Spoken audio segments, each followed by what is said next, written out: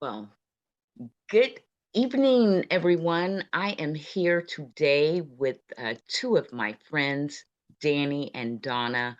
I am so happy to have them here with me in the advocacy arena, and they are joining me today. And I am looking forward to talking to them and for you to get to know them and hear from them. We are going to be talking about ad- advocacy and activism in the area of education and, in particular, student advocacy for students.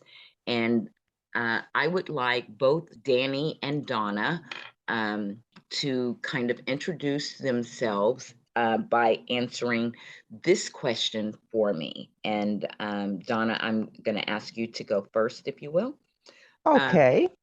when or how did you get involved in student education and education advocacy? Was there any particular event that sparked that motivation for you? Well, being that it's a bunch of educators in my family, and I kind of stumbled into it with my daughter. She was in the kindergarten and first grade. It was a blessing that she had the same teacher. And she started to notice the changes from kindergarten to first grade. And she was noticing things. She didn't say anything right off because she noticed she had been through a real traumatic experience with the loss of her baby sister. And she noticed that, okay, she did very well in the kindergarten, but first grade, she started noticing a change or, her not concentrating. So she came to me and she said, well, I'm going to watch her just to make sure. And you watch and see if you notice any differences. So we watched and we watched, and we was like, okay, it's getting worse. It's not getting better. So she said, well, I'm going to advise that she be retained.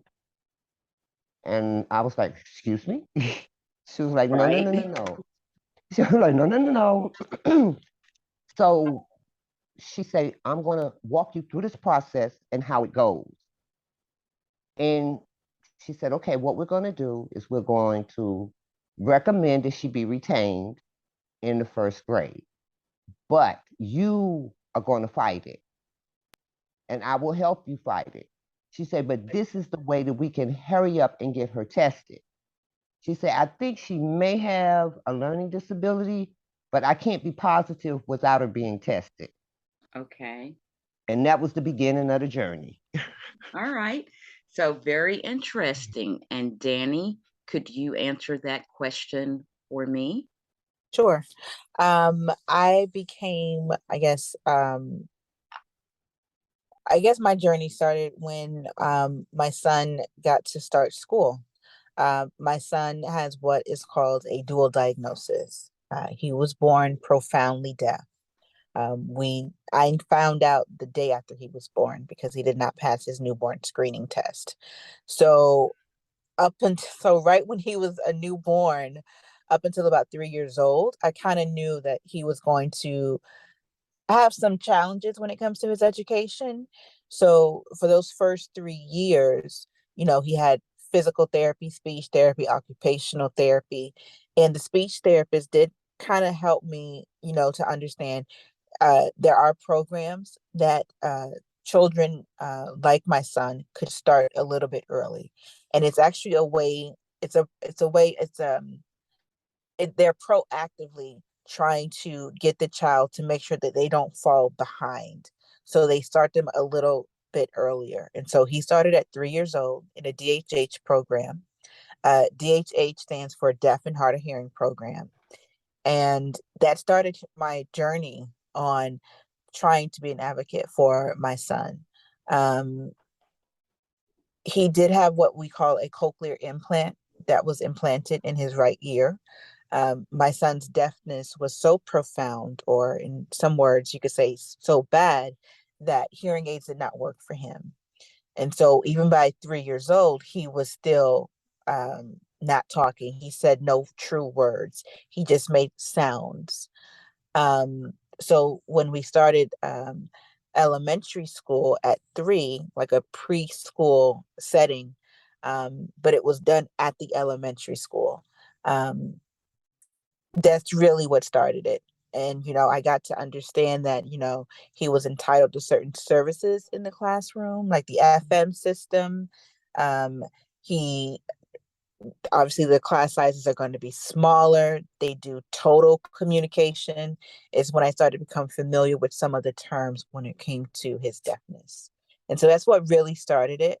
And then as he got older, I started to notice certain behaviors from him. He would line up his toys. Sometimes it would be by color, other times it would be by size. There were other times where he would just kind of stop what he was doing and just kind of look out of the corner of his eyes to nothing that was there really. But he would just stop. Or sometimes he would start flapping his arms. And so I brought that, my concerns to all the therapists that had been working with him, and particularly his occupational therapist, because they tend to also work with children that's on the spectrum for autism. Mm-hmm. And I was always told, Dominic? No, that's my son's name. No, he just have deafness. No, no. Whatever you're seeing, that's not autism. It's just not. Okay. Um, Dominic struggled when he was in school for a really long time, even through his deafness. And it was because it was his behavior that was becoming an issue. And I think he might have been around 7 or 8 years old before I finally said, okay, enough is enough. Um, I've gone through the IEP appointments. Those are brutal. IEP stands for Individualized Education Plan. They can, they really do, they take apart your child piece by piece by piece. What does your child, how do they respond socially? How do they respond when it comes to different subjects? They really just take apart your child, and it can be really hard to sit if you're not used to it or if you're not prepared for that kind of meeting. And Mm-hmm. after a few of those meetings, I finally went back to the University of Miami, School of Miller, and I said, okay, something's going on here. And they finally evaluated him. And it took, I think, about almost a month or so of tests and evaluation for them finally to diagnose him with autism. And so that's where the dual diagnosis comes from. Okay. I immediately took my findings to his school, and the school board on their own decided that it was best to keep him in a DHH setting. The reasoning or the rationale behind that was, well, if you give him language and he will communicate, then that should stop the behavior. The issue with that is these teachers, they went to school to learn how to work with deaf children, not how to work with children that's on the spectrum. So you are now asking them to do this heavy lifting that they never really signed up for. And it turned out to be disastrous because they didn't know how you address the autism. That's not what they were learning. That's not what they're used to. And so it was a huge struggle. His behavior became a really big problem. After you walked out of that meeting, um, how did you feel? What did you do? You knew you couldn't give up. So what did you do? I went in the car and I cried. I mean, I was angry. I said my piece. I was able to keep it all together, and I was telling myself, just get to the car. Get to the car, then you can have your cry. Mm-hmm. And I had picked him up. I literally, I was like, you don't want him here? He don't got to be here. So I signed him out the very last time. And, they gave me everything in his book bag that was in his desk. And we went home like 11:30 a.m. And I went home to my mom. And then that Monday, I went to the new school. And he was supposed to start that day. And I said, can we at least do a tour? Let him see the whole grounds. This is where he's going to be for now. So I just can't throw him in there blindly, right? So you Mhm. literally have to think 4 or 5 steps ahead. I just Mhm. can't, I just can't throw him in there and expect him to understand what's going on. And, Right. leaving his classmates, even if they were there for a month. So he's Mhm. clearly going in by himself. And so they were very understanding and they said, sure. And we saw everything. We met his teachers, the art class, the library, the media center, the gym, the cafeteria. We went everywhere, so it wouldn't just be so brand new to him the next day. Mhm. It was really about like 2 weeks in. My mom and I were like, okay, they're gonna call us, right? The school is gonna call us saying that he needs to be picked up because of his behavior, because it's Mhm. what we were used to. And then all of a sudden to um not have the phone call. And the teacher tell me every time I would drop him off, he's fine. He's doing okay. And I was not used to that. And I'm like, serious? Finally. Yeah, And the that big take anticipation, and then the yeah. relief. Yeah. And the biggest takeaway that I got from that was here I am asking these questions where I can send my child to. And it was just a difference of a zip code in an affluent neighborhood. And he had access to resources, he had access to help. And I think that was the biggest difference that I understood. I was always asking the question of where I could send my child. And Mhm. our neighborhood, no one knew the answer. And I think it's really important because sometimes when you are in need of help, you don't know what you don't know. You Right. don't know that there is help on the other side. There's somebody that is willing, that has your answers. And sometimes it comes down to being in the right zip code because Mhm. those resources, that help was not in my neighborhood. And we don't even live in a bad neighborhood. It's Right. just a quiet working class neighborhood. But Mhm. the affluent neighborhood had everything. Right. And it does bother me because when I think about it, my son got to access that at 5th grade. Where would he have been in his education if he had accessed it in kindergarten? Oh my. Yeah. So so many children that could be like my son that was just denied that access because they just wasn't born in the right zip code. And that I think is a biggest indictment on the education, especially public education in this country.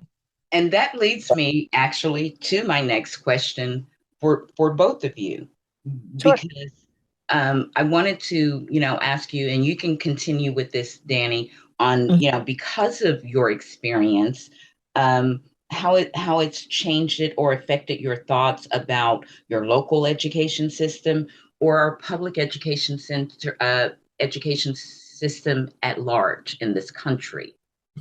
One of the first things you figure out is that you have to learn how to be an advocate for your child. Even if the word advocate doesn't cross your mind, okay, I just have to fight for my child. Mm-hmm. One, you become protective. These are a group of strangers. Granted, they have some experience with your child, but they have experience with other children.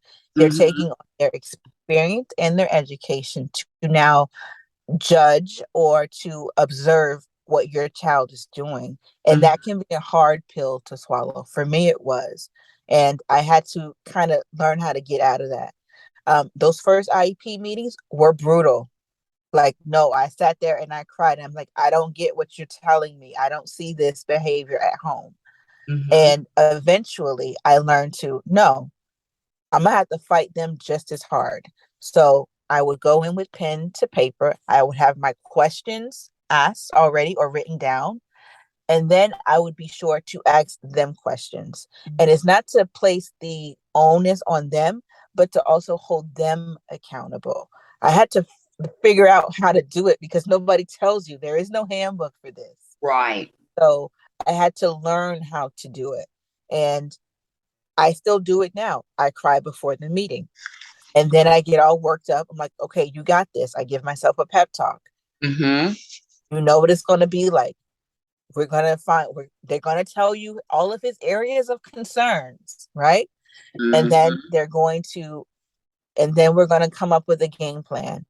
And then in 6 months, or when your next IEP, usually towards the end of the school year, and your child has not, met all the goals, find out why. Ask them why. What happened? Don't just don't just take their word for it. I know that kind of sounds a little harsh, but also hold them accountable. If this method is not working, let's try something different, because now we're just wasting time. Right. If you think that, so if he's not at 80% by April, is he at 60%, or is he still at 20%? And if he's still at 20%, this method is not working. What is the next thing that we need to be doing? And And again, it's okay to be a bulldog, because somebody needs to be in the room fighting for your child. And you know your child better than they do. And that is your biggest weapon. That should be the motivation. If you need to cry, cry. If you need to scream, scream. As a parent, you also have the right to have other people who know your child, who is intimate with your child, who knows your child's mannerisms. They have a right to be in that room with you, so you don't feel like you're alone in that. and And I also learned how to do that too. And last thing, start looking into parent advocates. Sometimes it's just something that is provided by the school board, free of charge. Again, I did not know this when my son was in kindergarten, second grade, third grade, or fourth grade. I finally found out about fifth grade that there was a thing called parent advocate, and they advocate for you. They help you fill out forms. Um, if you need to, at school choice, it could be a double-edged sword. But also see if that's a possibility for you. It is not the end of the road because somebody is telling you that your child cannot learn. And unfortunately, a lot of our Black boys and girls are told that, my son included. mm-hmm. Um, and if you don't agree with something in the IEP, when my son's behavior becoming an issue, they used to throw out the word aggressive. Mm. And that's what used to make me cry. And you Mm. don't get to do that, because now you're painting a picture of my 8-year-old, of my 7-year-old, of my 12-year-old They're that you would. so quick to do that. Oh my goodness. I Yeah, have my own stories around that, how, behavior is one of the first things that they want to, comment on, but not really offer any help for. And, my feeling was always them using it as a way to not deal with your child, to not help them overcome whatever issue it is. It's an easy way to dismiss them, and I feel like put a lot of people into the school to prison pipeline system. yep, Um, yep. all right. Well, we are coming up to our break here. So if you want to wrap that up, we're going to come back in a moment and pick up where we left off with this. And last thing I'll simply say is, there is a community. If you don't find one, there's nothing stopping you from making your own community. I guarantee you there are other parents that are struggling for answers just as well. Um, Absolutely.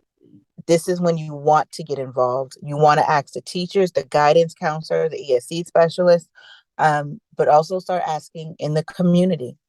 If you need to, maybe address it with the teachers union. Why aren't there better resources for our area? Why do we need to travel so far? What Mhm. can be done to address these issues? Do we need to have legislation written into law so that it makes sure that our children are not forgotten about and they don't fall through the cracks? And for me, it was again that one teacher that they recognized that my son did not belong there, but she started asking questions. The same questions I was asking, but eventually she got the answer. And she said, this just might work out for him. And it did. And Mhm. for that, I'm forever grateful. Also, we should start advocating for teachers that look like us. If you Mhm. go and you look at a lot of the ESC classes, there is a shortage of teachers, but there's a shortage of Black teachers. There's a shortage of Black male teachers. There is a shortage of Black male teachers that go into special education. And the Mm, biggest reason is because there's really no money in it. right. And oftentimes, when they do start off in special education, eventually they go the administration route. They'll Mhm. usually go for a guidance counselor or a principal or assistant principal. They don't stay. And 40% of Black boys are in specialized education. And so you have these majority white teachers writing on a school record that little Black boys 7, 8, 9, 10, 11, 12 are aggressive. Mhm. And Yeah. they're hearing that. It's not just something that they write on the paper. These children are also internalizing it too. And Right. that cannot be a good thing ever.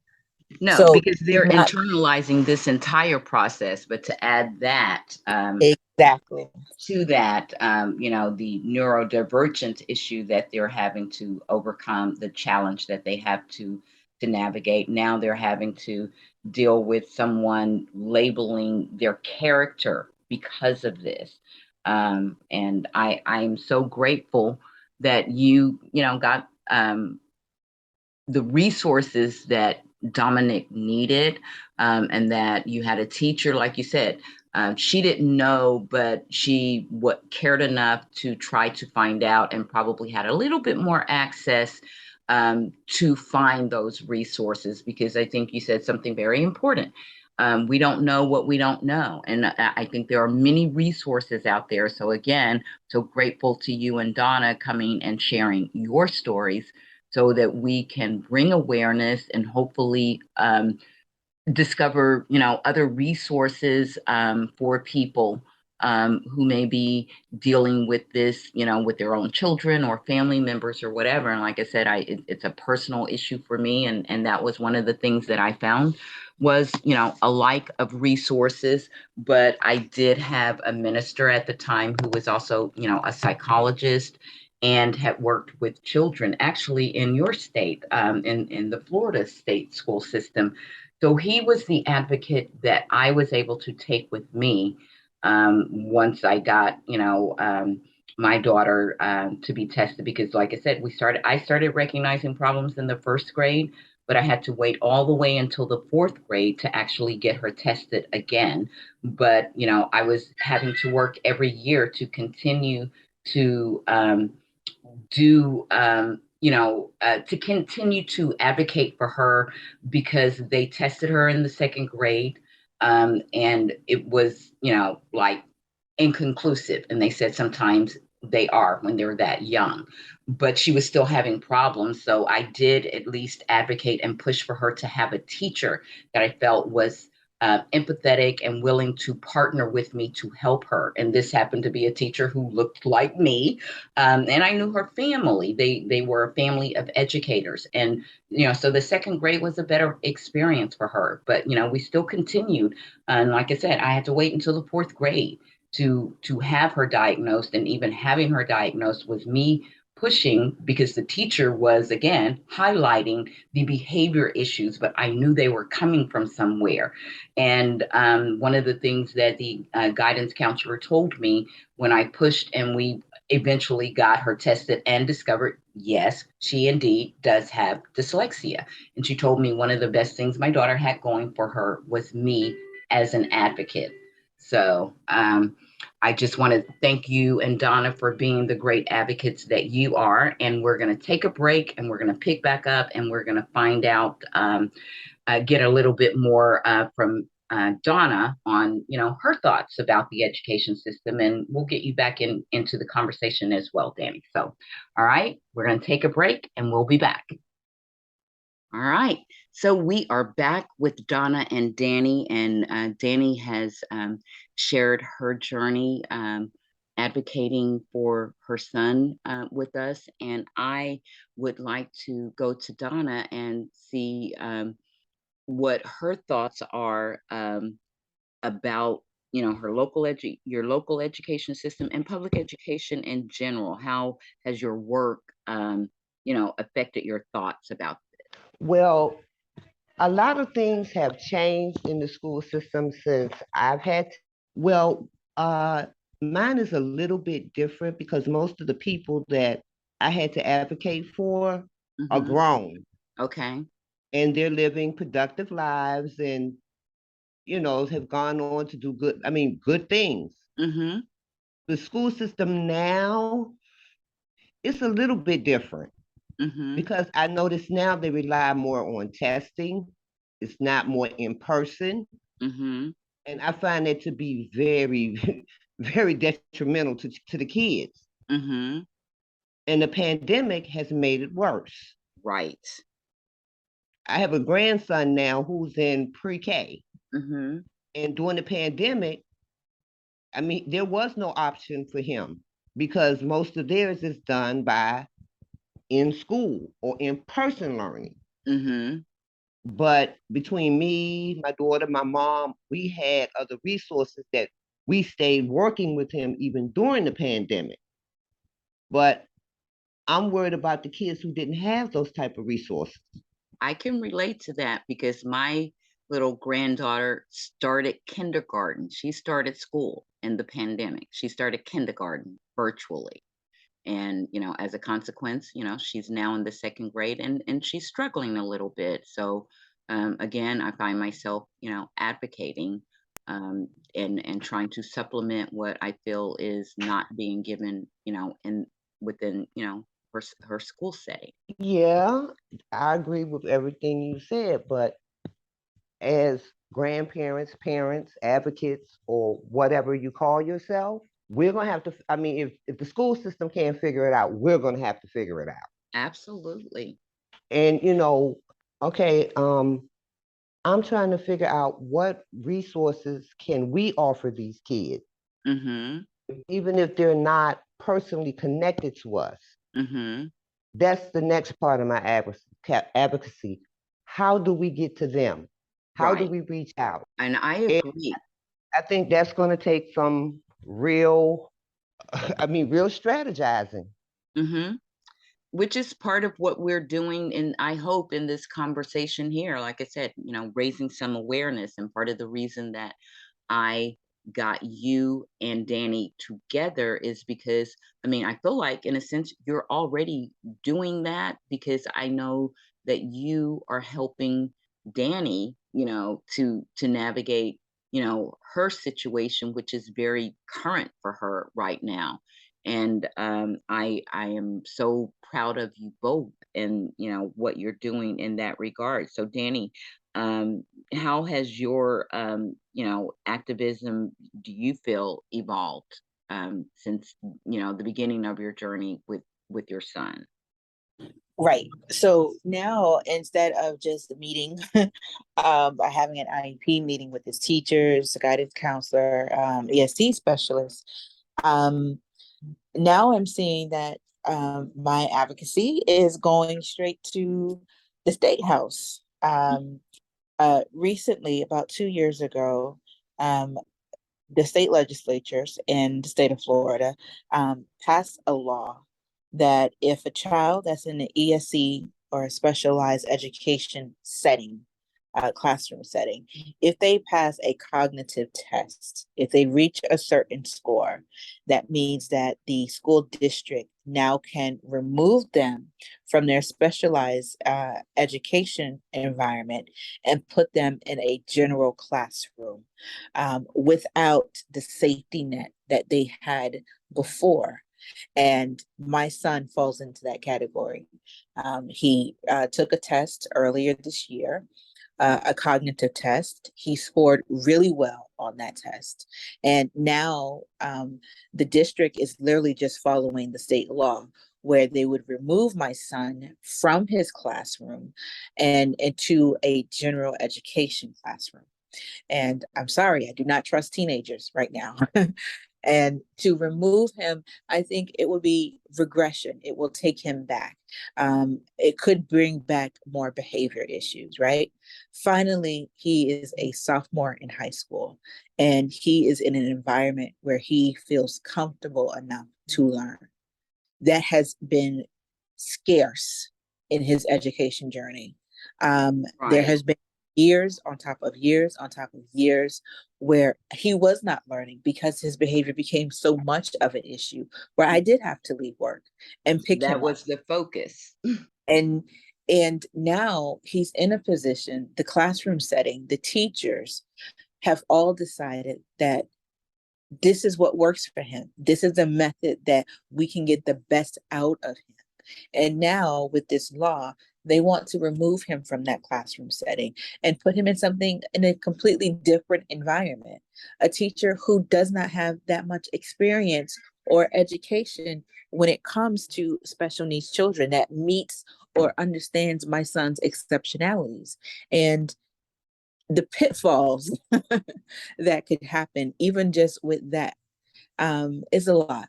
And so right now, actively, Mama Donna and I, we are looking into all the ways that we can bring awareness to this issue, um, how we can better advocate for my son. I did already meet with my state representative, my congresswoman. I met with an aide in her office earlier this week. Oh, It does not great. stop there. We're going to continue. They've advised me that they're also going to reach out to my state senator and my state house rep. Um, we're also looking into possibly contacting radio stations, newspapers, if we can get something from the teachers union, because this directly affects them in the classroom as Mhm. well.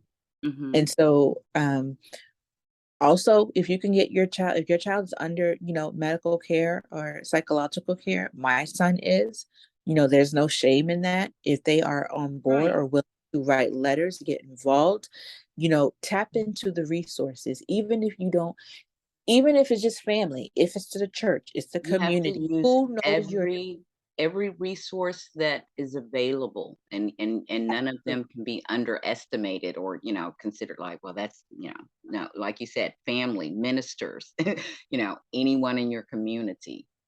and the teachers, the school itself is backing my decision.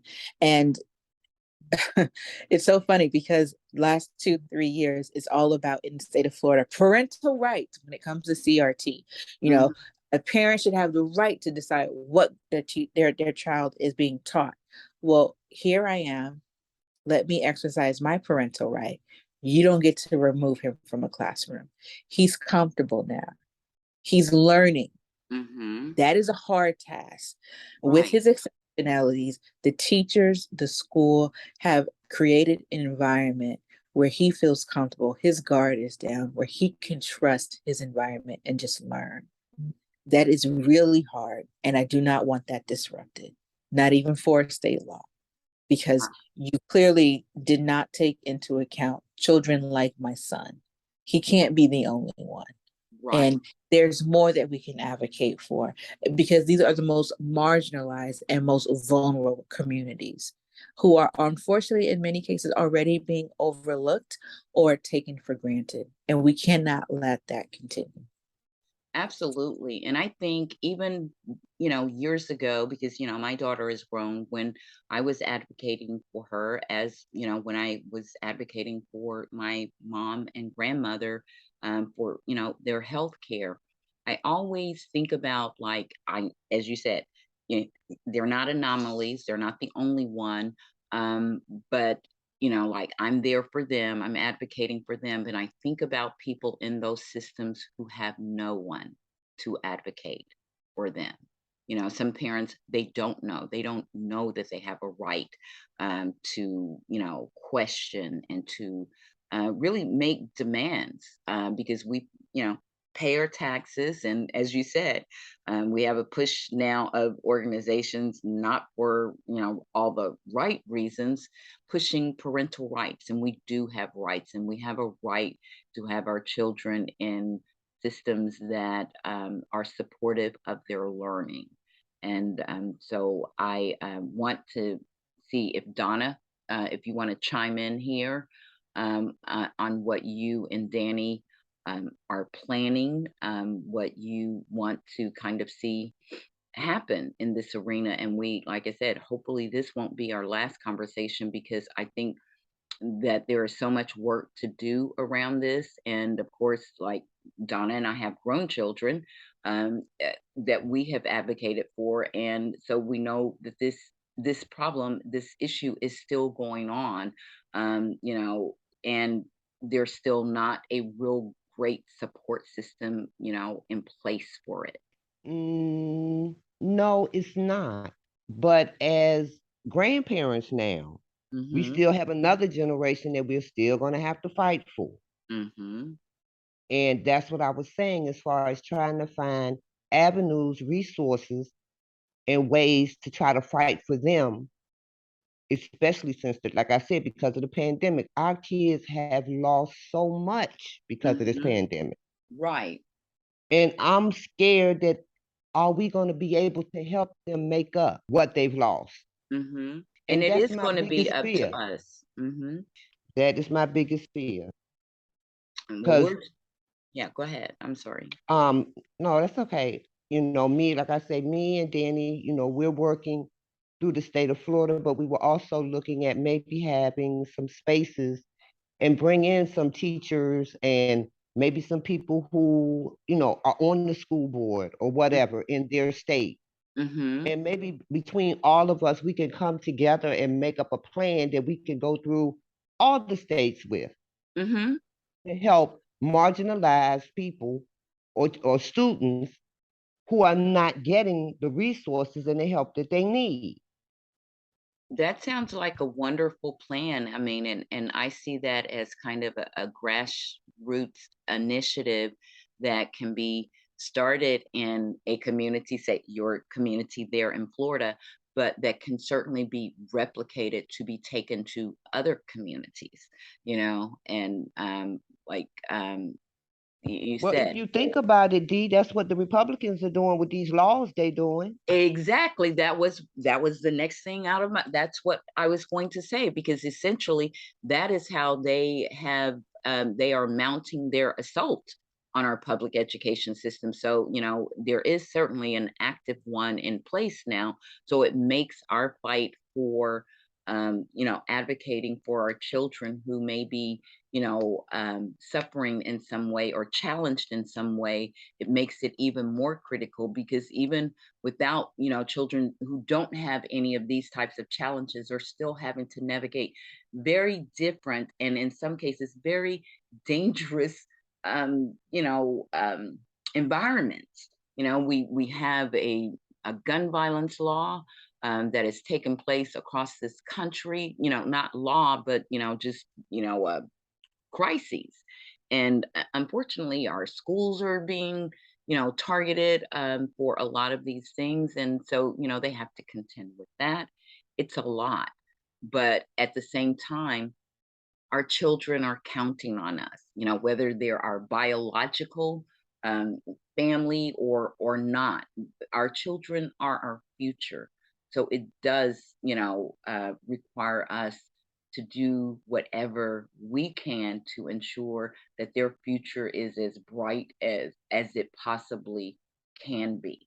And again, like I said, I want to encourage you and Danny to continue your efforts to um, keep me aware of any other activities and things that you are working on so that I can help to amplify those efforts and support them, be involved in them if possible. But it is going to take all of us to find remedies for these situations, you know, in our, you know, that we find ourselves in currently. Danny, is there anything that you would like to add that you know, around, you know, things that you think would be needful as far as improving things and, you know, your future plans around this? Yes, something I would literally just came to my head too. As we're talking about this, we all have an advantage in that we speak English. What Mm, about the parents who English is not their first language and they don't know how to navigate it? mm-hmm, When I think about, I mean, it's a little bit of a turn, but it does require that we address it head on as well when it comes to gun violence, when it mm-hmm, comes to what does it look like? One of my son's classmates uses a wheelchair. Oh. What does it mean when there's an active shooter drill? How are they supposed to run? How are they supposed to also get to safety? Mhm. We need to provide better for our children, regardless of what kind of education you think they are entitled to. Um, they need to be safe. They need to be heard. Um, we need to really look at the conditions of our classrooms, the conditions of the teachers, and how we're teaching them. Your child, there was nothing wrong with her. She was dyslexic. That means that her brain operates differently, just slightly Right. different, Mhm. where a little bit of adjustment was all that she needed, and she was able to soar. It took somebody who cared enough about your child, and it took you as an advocate, as her mother, to say, we're not going to give up on this child. Yeah. This child is worth saving. And unfortunately, too many children are, it's not my issue. It's not Mm. my problem. I don't get paid enough for this. And they Mhm. try to go through the school system with no one really advocating for them. Those are the cases that slip through. Those are the children, unfortunately, were written off. Yeah. There's nothing that we can do. And we need to do better because there's no reason in these United States, while we still have a public free education system, that children should also be taught. But we need to look at standardized testing. Um, the law that passed in Florida that applies to my son now that I'm currently trying to fight, it takes nothing into account about his exceptionalities. They literally base it on test scores. What about Mhm. the children who are straight A's student, Mhm. but they fail or they have a hard time when it comes to tests? Tests freaks them out. They do not perform well. Mhm. To just base it on this one criteria, you are making that child, making that parent, making that teacher think something else is wrong. And maybe Right. the system is wrong. And so I'm not for blowing everything up, but I am for, we can do this better. Mhm. We can provide a safer environment for our children to learn, and we can provide a, a better situation where children aren't being left behind and they aren't just pushed through to be somebody else's issue and somebody else's problem, because that's what we don't want. That's what we're not advocating for that. But if people, Absolutely. and smaller classroom sizes, so obviously the teachers are not being stressed out as well. Right. There's a reason why there's a shortage. What's Oh, the root cause of that? yeah, and there are multiple ones, but certainly the pandemic put um, undue added pressure on Mm-hmm. a problem that we already had because they were actively denying science and also attacking school board meetings and teachers and they actually that they made them feel unsafe, which you already have, the gun violence thing. So I feel like that caused a huge drain on our education system. And a lot of teachers left. And we talked about that. And we have one more break that's coming up. And I want to kind of end with, kind of talking about some of these issues that are proliferating in our education system in general, that we often talk about, but I want to add it into this conversation. So if you will give us a moment, we're going to take a break and we're going to come back with Dani and Donna to finish up this really, really important conversation that I'm so grateful that they were willing to participate in and share today. So we'll be right back, folks.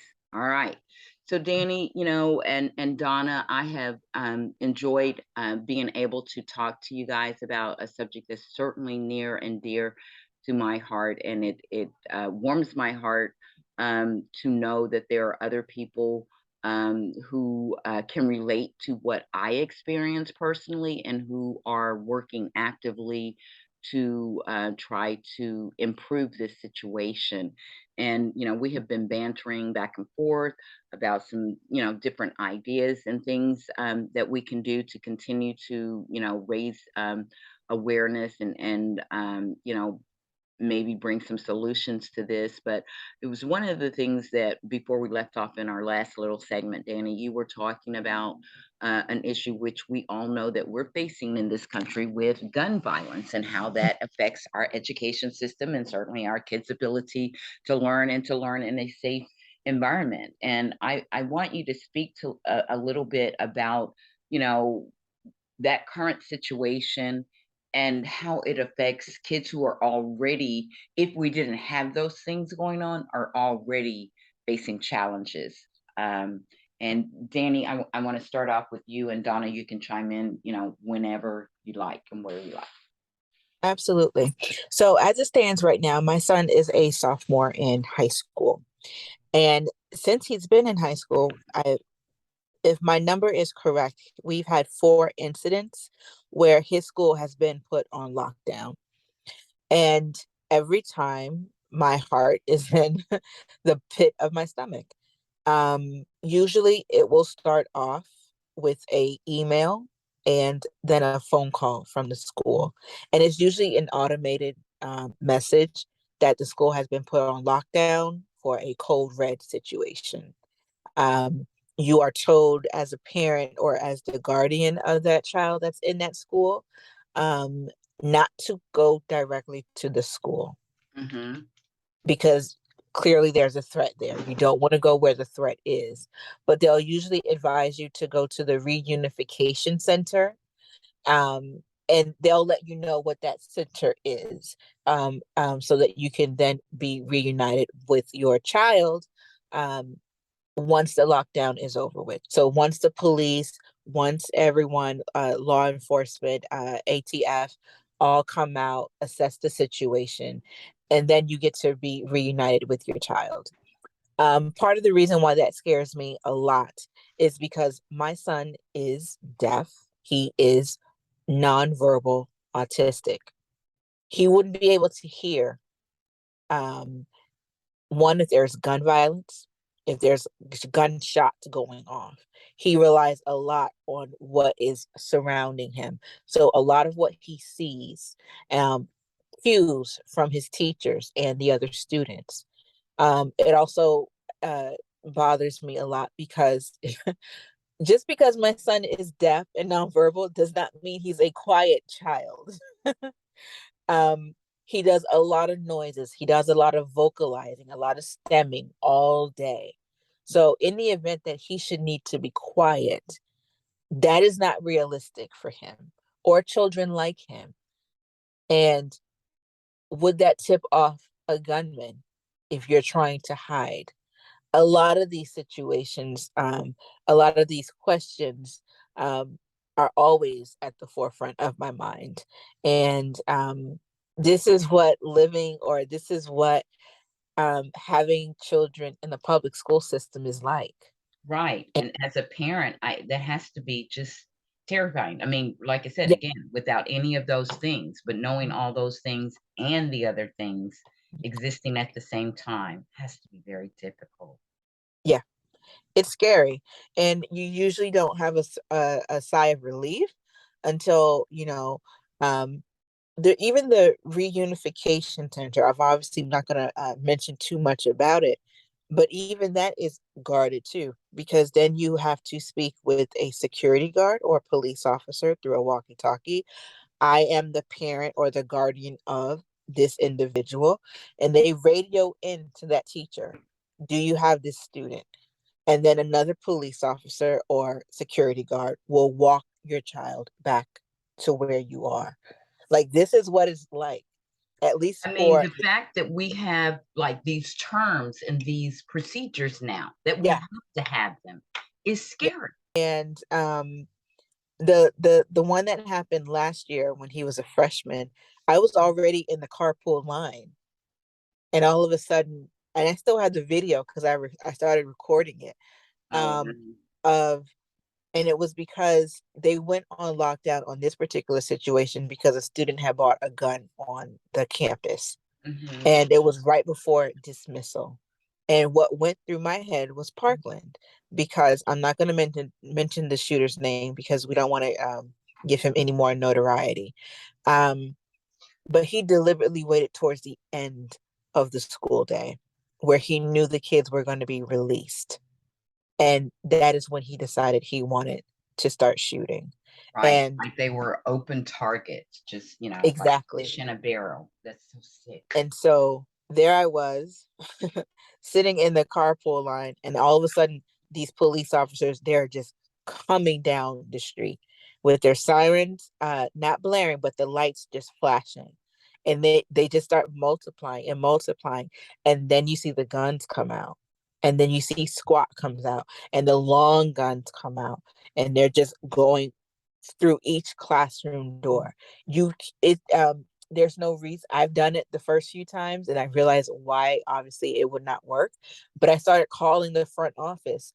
By then, once the classroom or the school has been put on lockdown, you can call the school as much as you want. Nobody's picking up. You're going to get an automated message, you know, school hours, visitation, what you need to bring, identification, that kind of thing. But it goes on lockdown. So you can't even call into the school. There will be nobody picking up. And for safety reasons, obviously. Um, then you have to worry about, okay, is it even an idea for me to text my son? Because he does have a cell phone that he can communicate through text. Is that going to, did he remember to put it on silent? you know, should I be texting him? You can try to call the teacher, but again, these are these are all the things that you now have to worry about just for your child to get an education in this country, because people value guns more than they value the lives of our children, it seems like. Danny, I would add that this to what you're saying. I think the reason why we have these issues is because it's a free, quote unquote, free education, which is not free. Our tax dollars pay for this. Yeah. So it's not free. Yeah. And okay, so it's supposed to be a free education, but do you have these type of issues at private schools? Do you Right. have these at Catholic schools? Mm-hmm. So this is what I'm saying when I say I'm thinking about how do we take the current situation and flip it? Yeah. Do we have to go back to community schools where, I mean, hey, I know they talk about integration, this and this and that, but sometimes we might have to think about us and our kids. Do we Yeah. need to have our own community schools Yeah. where we try to, maybe lobby to get money for grants for these kids to come to this school, where it's not a strain on the parent to have to try to pay for it? This is what I'm saying when I'm talking about different ideas. Because I, that's a traumatic experience, not for the parent as much as it is for the child. it absolutely is. And I think it's important that we look at, like all those possibilities. Yeah. Um, and, like for a short period of time, Danny and I talked about this.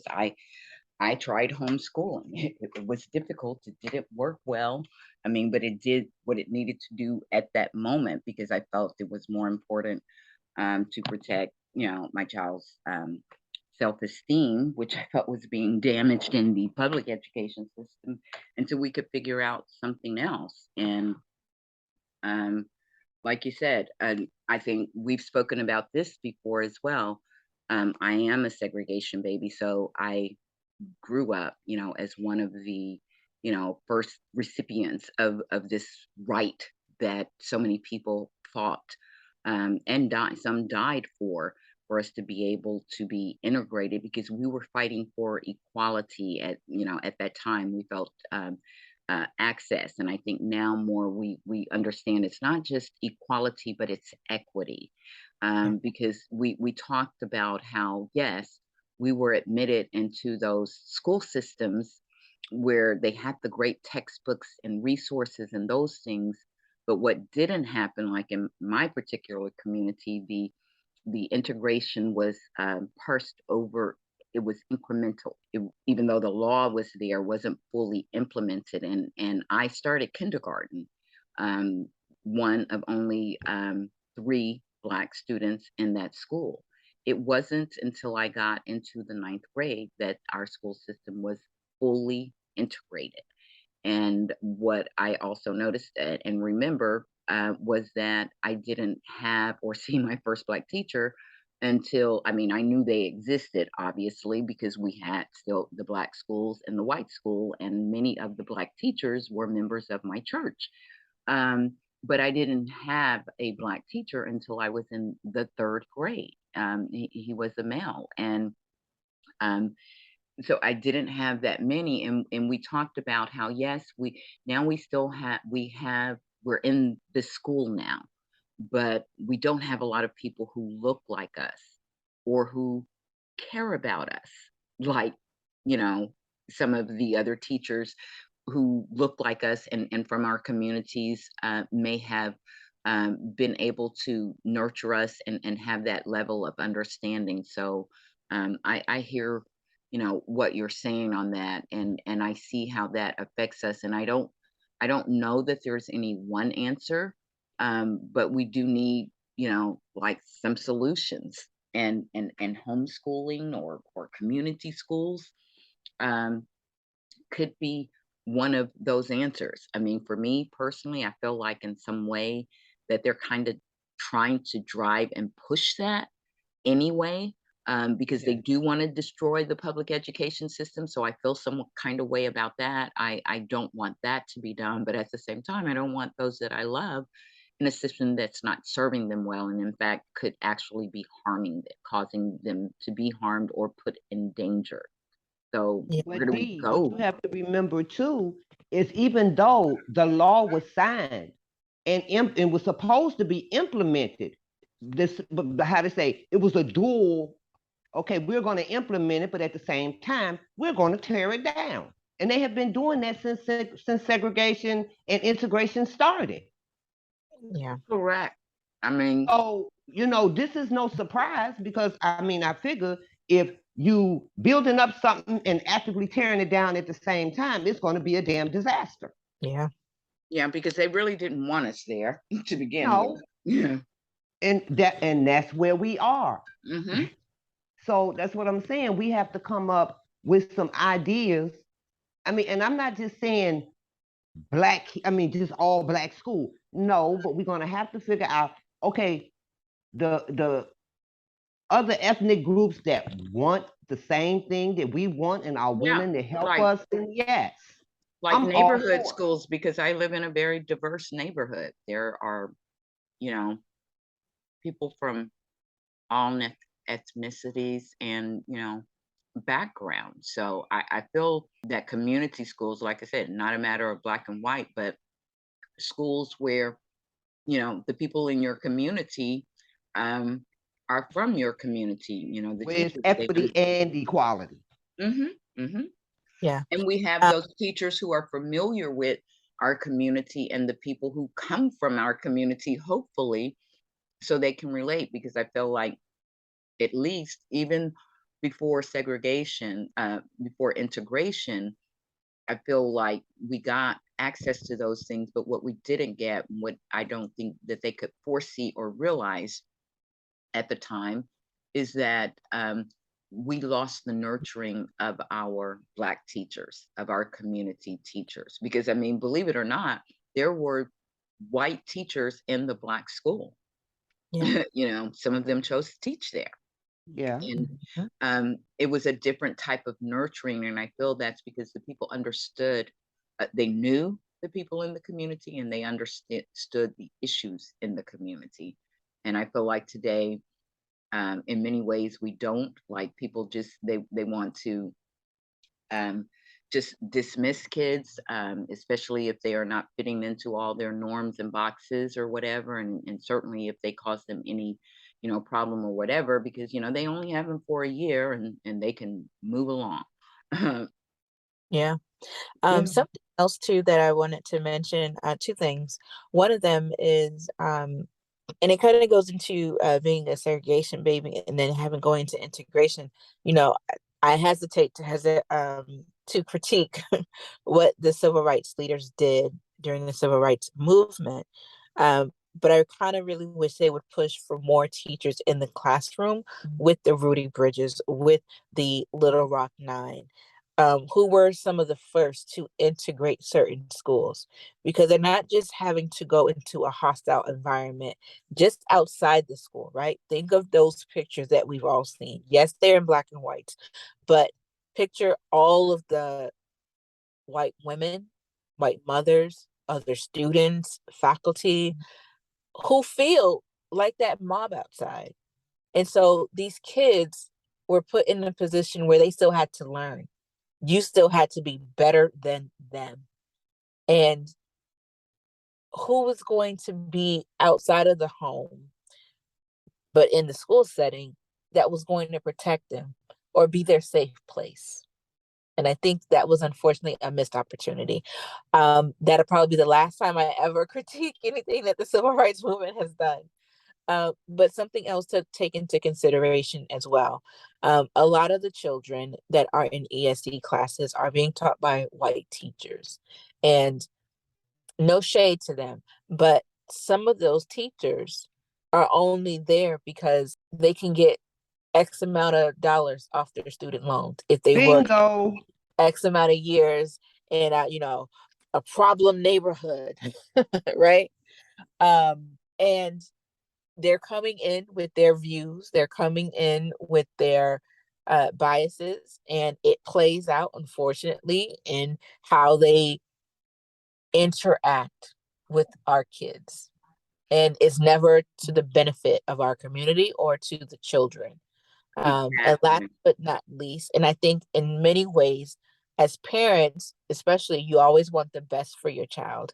And unfortunately, not all that's not it's not always the case, but sometimes we do want to push our child to go to maybe a PWI. And as you've seen, there are children that look like us, our babies, our black and white babies, our mixed babies, our Asian babies, our Latino babies. When they go into these PWIs, the microaggressions that are still there. And it's like, I understand that you want to make sure that your child has the best education possible, but what are you doing to them mentally? What are you doing to their self-esteem with those microaggressions? I've heard But some parents Danny, I'm sorry, argue, what's the PWI? predominantly white institutions or Okay, school. okay. Mhm. And what is that doing for their self-esteem, having to deal with those microaggressions? Mhm. And some parents I've heard argue, well, it's just going to prepare them for the real world. And there is some truth to that. But even in school, shouldn't your child also be safe? Shouldn't that also be a safe environment outside of the home where they should not have to deal with that? And I think it's something that needs to be addressed, because if we are about community building, I think that that is something that we can look at as something like community schooling, having the teachers live in the community. We often argue that police officers or law enforcement should live in the community that they are going to police. Teachers should start maybe living in the neighborhoods of where they're teaching their students. And I think that's, like something certainly that could lead to improvements because, like it said, I feel like part of the success of educators in when I was growing up, again, this was, pre-integration, but I think that aspect of being part of the community, Yeah. understanding the plight, the concerns of the community, you relate differently because Hmm. you talked about how one teacher wanted to label your son as aggressive, Yeah. and I'm sure to her it was just a word, Yeah. but as the mother of a black son, Yep. you knew how harmful that Mm, label could be for him. yeah. Yeah. Mhm. Mhm. So, like I said, I take that critique. I mean, we can always look at things. I mean, we got what we got, and I'm thankful for that. But I feel that every generation is required to do the work of perfecting their community and our democracy. And Yeah. I feel that as much as our ability to have access to vote free and fair elections, education is part of that democracy contract for us as well, you know, Yeah.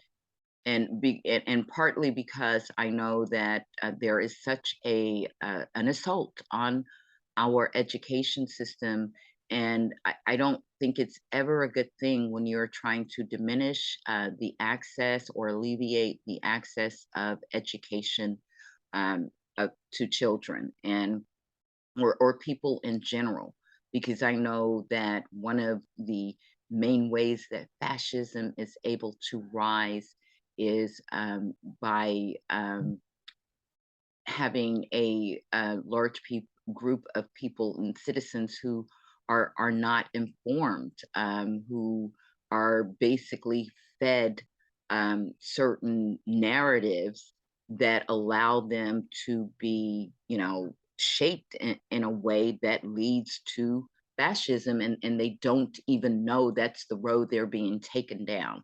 And I feel like that's kind of what's happening here in our country. I don't know how you guys feel about it, but this assault on our education, certainly, like Donna said, it scares me because Mhm.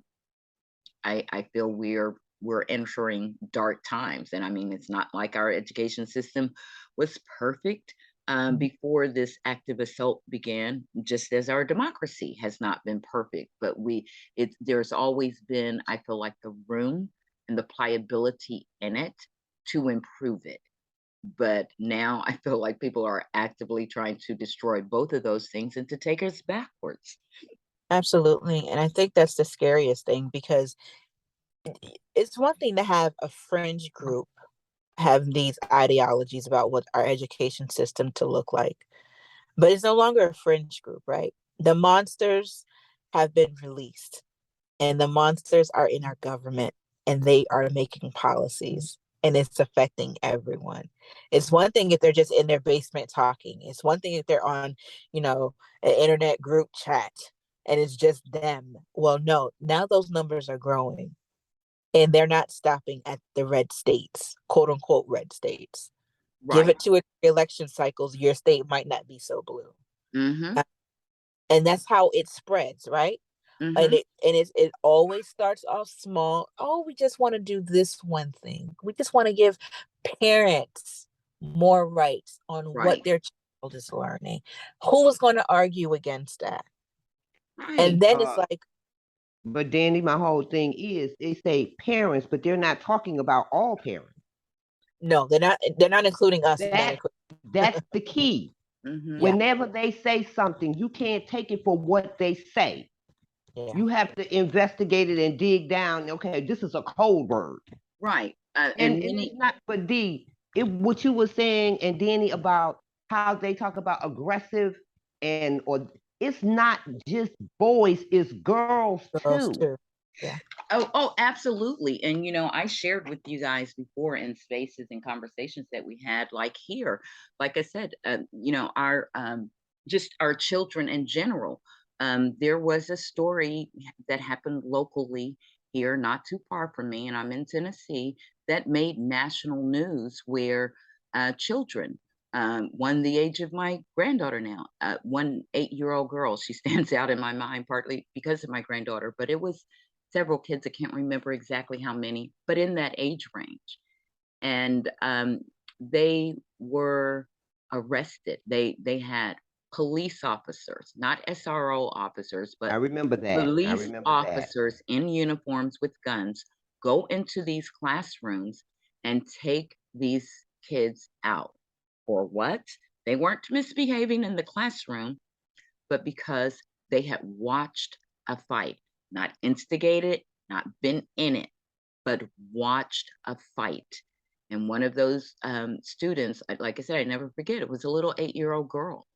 And she was so terrified and traumatized. She peed herself right there when the officer, and I can't remember, but he may have handcuffed her, but just taken her out. And then they put them in detention centers. Now, of course, um, since then, of course, those parents filed a lawsuit and they won. But the person who decided to do this was a judge who was elected, a judge who was elected multiple times, but had never actually had any experience on the bench. In fact, I Wow. think she had to take her exam multiple times, and right after she took her law exams, she went right to, you know, campaigning for this judgeship, and she has been there for decades. And there are other awful stories about what she does to kids, um, putting them in detention centers and out and out, actually, disregarding the rules and the laws around them being there. Because even when they're there are certain rules and laws about how long they can be there, and what those facilities need to be like. And she exceeded the length of time on many of those kids simply because maybe they had interaction with someone there in the detention center, and it was not respectful in their view. And she basically said, "Well, you're not being respectful. You can stay here longer." I mean, just My goodness. disregard for the law because how she felt what they said. And so again, we talk about what does this do to kids, and it Yeah. frightens me in states like mine where we have um, the second one of the second largest private prisons in the country, headquarters here, and the headquarters is a neighboring county from where this situation occurred, and we have a proliferation of detention centers being built here. And so those kinds of things, those labels, this kind of ease of which they're ready to toss kids aside. Again, I say it speaks to me about this school to prison pipeline, I, because it feeds that industry, and it has no regard or care or concern for the education part. It's like mhm. some of them they already expect to make profit off of by putting them in prison. So, guys, it has been a wonderful, wonderful conversation. I could go on all day with you guys about this because I think it's something that we all care so passionately about. And I am glad, as I said, to have found like minded individuals to talk to about, people who are actually doing things, who are trying to do more things to bring some solutions and remedies to these issues. So, I want to thank both of you ladies for the time you have spent with me today, for the work that you're doing and that you are continuing to do in this effort, and give you both a last opportunity to share some closing thoughts with us before we close out. So I'm going to go with Donna first and then Dani. As far as the discussion goes, I mean, it's not going to end today. It's going to keep going because we don't have any solutions. And until we can get solutions that are beneficial to our kids, then it's going to be an ongoing conversation. And I'm here for that conversation. Okay. Well, thank you for being here. And I know that you're doing more than just talking. So I thank you for that. And Dani? Yes. Um, I think the word advocacy or being an advocate can scare some people. Am I doing enough to hold that title? And I would say the first step is just caring enough about your child to want to speak up. And as Mhm. long as you speak up, then you are an advocate. You are literally a voice, a fighter for your child and other children. And that's Absolutely. never a bad thing. And get into it. Get comfortable asking questions. Get comfortable recording people. Get comfortable putting pen to paper. What are you hearing? How did that make you feel? How do you want this changed? And then start asking questions and ask everybody. You would be amazed at the information people are willing to give you. Because sometimes, and I'll go back to what I said before, you don't know what you don't know. That's okay. That's the starting point. But it should not be the period. It should not be where you end. And so if you're scared, reach out to the community. Start sitting in some of the conversations. A lot of the school board meetings are open to the public. Meet with your local officials. Meet with your mayor. If you can't help me, who's a person that I go to that can help me?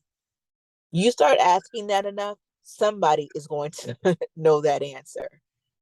And again, you're going to be scared, more than likely. If you're like me, your heart starts to pound, your palms get sweaty, you got to calm your nerves. Okay, you can do this. Okay, ask them one question. Now ask them another one. And then you think about the person that you're fighting for. It could be your grandchild. It could be your child. It could be your cousin. It could just be the children in the community. You see a need and you know that this should be better. And so in many ways, we can all be an advocate. Find your lane and go through and just go for it. Go for it. That is great Do it. advice, and I want to thank you for that. I want to thank both of you because, like I said, you're right. Maybe that word might frighten some people, but I just see it basically as caring. And there are a lot of things and issues that I care about, and some of that I care so deeply about that I am moved to act. And I Yeah. think most of us are moved when it involves people that we care about.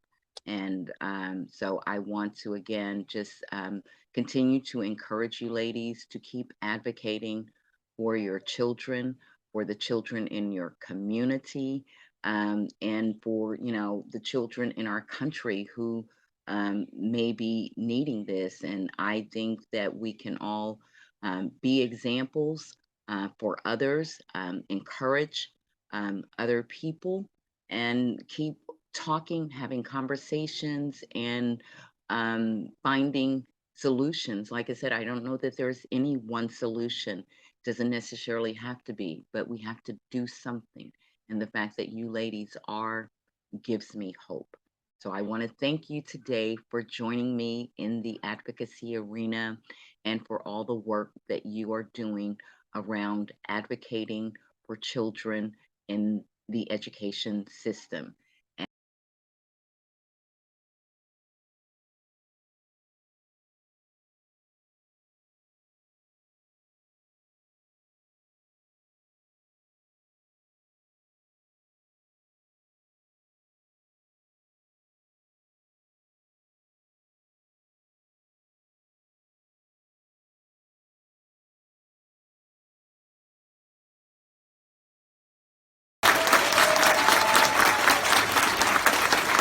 I will tell you, something like this, I mean, I start crying because Dominic has an amazing story, and it's hard coming to a school when you're in 5th grade. I can't tell you, first of all, how much our students have embraced and loved him, and our teachers, and he has made so much progress. So I am so happy that he ended up at Parkside. All right, Dominic. I just have to add one more thing to that.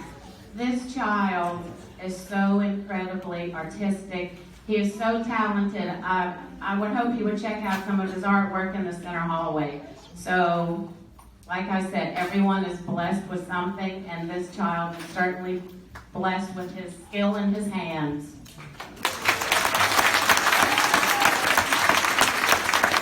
In Miss Divergent's class, Anthony Marie